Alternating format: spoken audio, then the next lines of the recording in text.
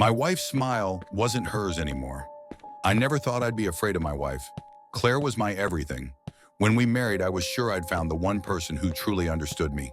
She was smart, kind, and the most grounded person I'd ever met. But over time, something changed. It started about 6 months ago. Small things at first. She'd zone out mid-conversation, her eyes unfocused. When I asked if she was okay, she'd just smile and say, "I'm fine."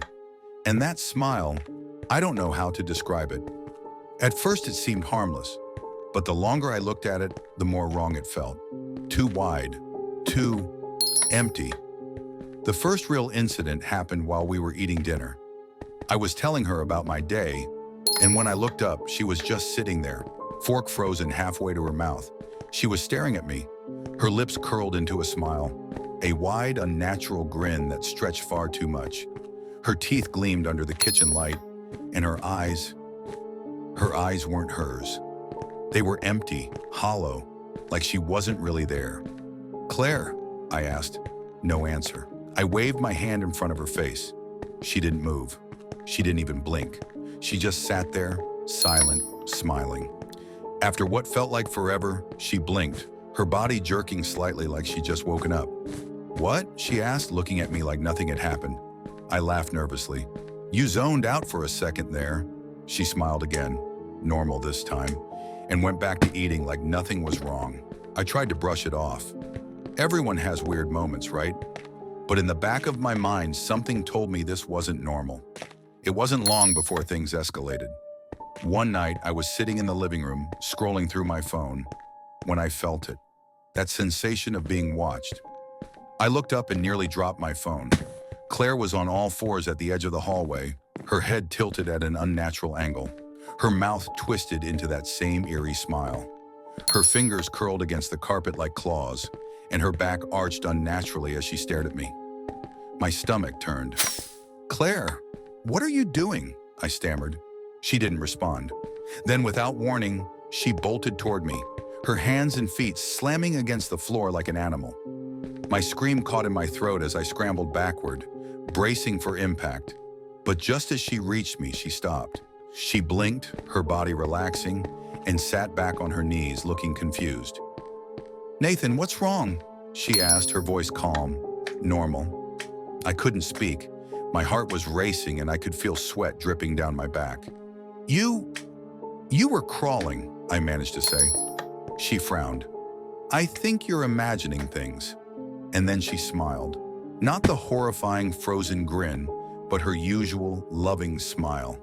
But I couldn't shake what I'd just seen. After that, the nights became the worst part. Every creak, every shadow, every movement in the dark set me on edge. I started waking up at random hours, my heart pounding, and checking to see if she was still asleep. Most of the time she was. Most of the time, but not always. One night I woke up to a strange noise, a faint, rhythmic tapping. My eyes adjusted to the darkness, and I turned toward Claire's side of the bed. She was sitting up, her back against the headboard. Her face was illuminated by the faint glow of the moonlight filtering through the curtains. She wasn't just sitting, she was staring at me.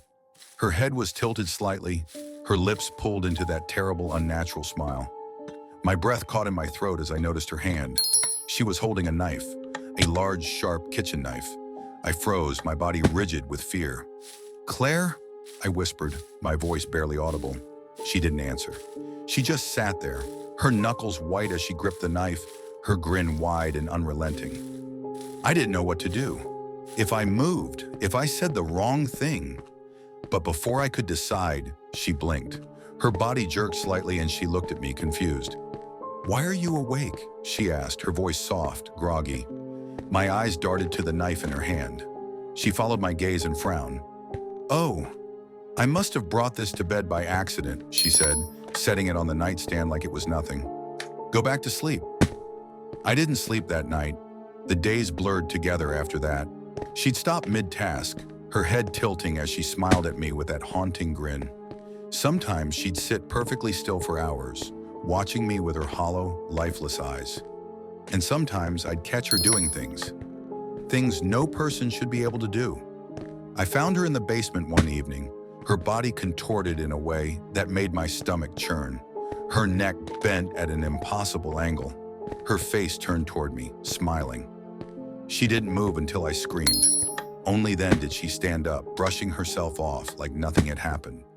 "You look pale," she said casually. "Are you feeling okay?" It all came to a head last night. I woke up to a faint sound, scraping, like metal against wood. My heart sank as I turned toward the source. Claire was standing at the foot of the bed, her silhouette barely visible in the faint light of the room. She wasn't moving, but her smile, it was wider than ever, stretching her face so far it looked like her skin might tear.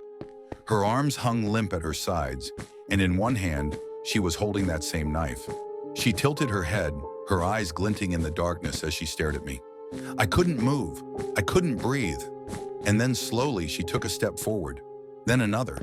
I bolted out of bed, shoving past her as I ran toward the door. I didn't grab anything.